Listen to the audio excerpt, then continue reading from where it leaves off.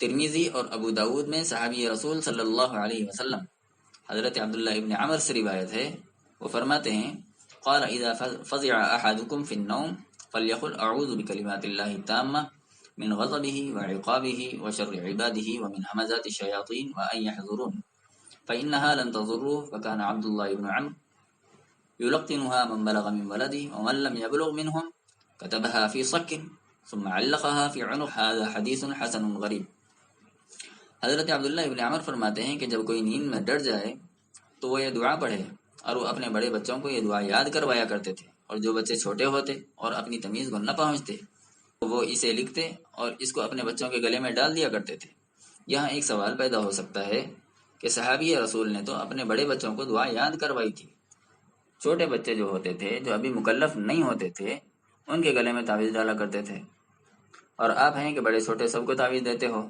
تو میں کہوں گا کہ بھائی، جن صحابی نے تعویذ اپنے بچے کو گلے میں پہنایا تھا، کیا وہ مکلف نہیں تھے؟ حضرت علی رضی اللہ تعالیٰ عنہ کیا مکلف نہیں تھے، جن کے بارے میں نبی اکرم صلی اللہ علیہ وسلم نے فرمایا تھا انا مدینۃ العلم وعلی بابها؟ حضرت ابو دجانہ مکلف نہیں تھے؟ امام بخاری کے استاد مکلف نہیں تھے؟ علامہ ابن تیمیہ کیا مکلف نہیں تھے؟ کیا ان لوگوں کو علم نہیں تھا؟ کیا ان لوگوں نے بھی شریعت کے خلاف کام کیا ہے؟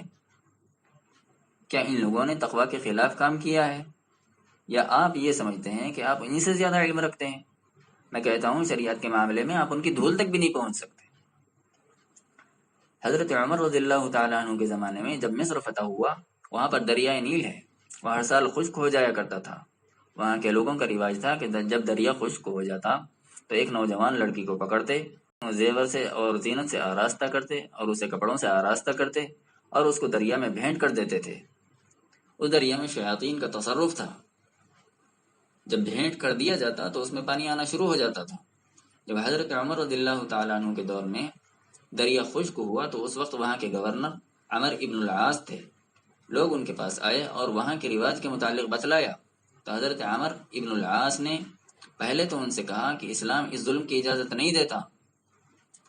پھر وہ حضرت عمر رضی اللہ تعالیٰ عنہ کو، جو اس وقت خلیفۃ المؤمنین تھے،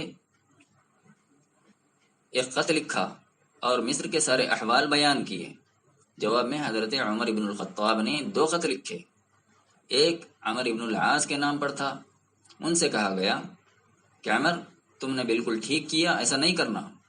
اور دوسرا خط تھا دریائے نیل کے نام. بھائی، انسان کے نام نہیں تھا، دریا کے نام تھا. غور کرنے والی بات ہے، سمجھنے والی بات ہے.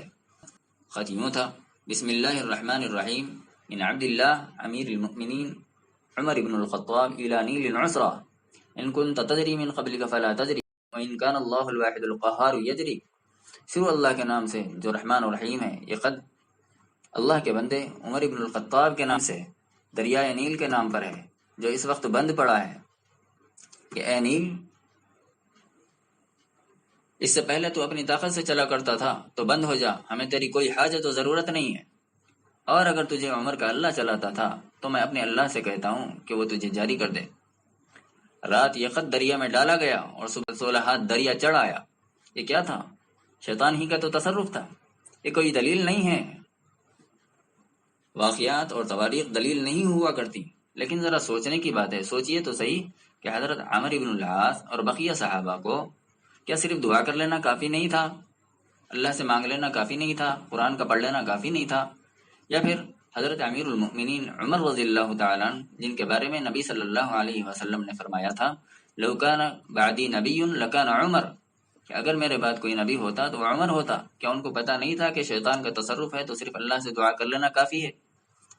دریائے نیل کے نام رقع لکھنے کی کیا ضرورت تھی؟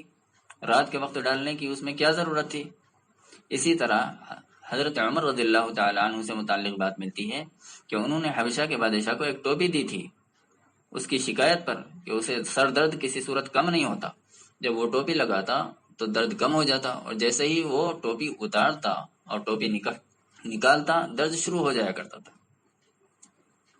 ایک مرتبہ تجسس کے عالم میں اس نے ساری ٹوپی کو الٹ پلٹ کر دیکھا، کچھ نظر نہیں آیا. بھئی اس میں ہے کیا کہ ٹوپی لگاتا ہوں سر میں درد کم ہو جاتا ہے، ٹوپی اتارتا ہوں پھر سر میں درد شروع ہو جاتا ہے. اسی تجسس کے عالم میں انہیں ساری ٹوپی کو الٹ پلٹ کر دیکھا.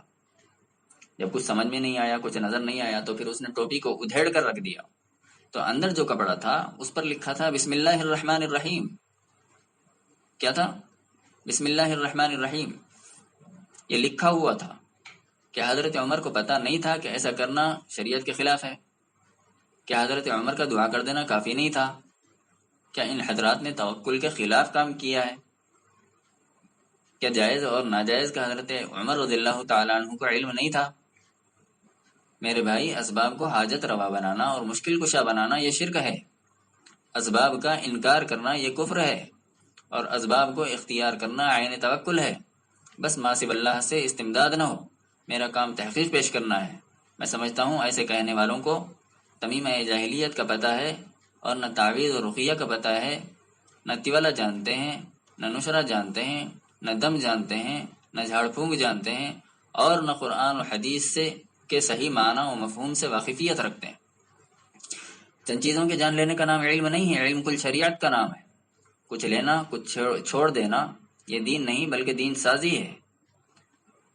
صحیح غلط کا فیصلہ یہ ایک محقق کا کام ہے، نہ یہ کہ سبھی مفتی بن کر بیٹھ جاؤ۔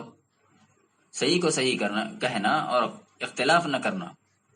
علم نہیں ہے تو علم نہیں ہے کہہ دینا، اور غلط کو غلط کہنا انصاف بھی ہے اور صراط مستقیم بھی ہے۔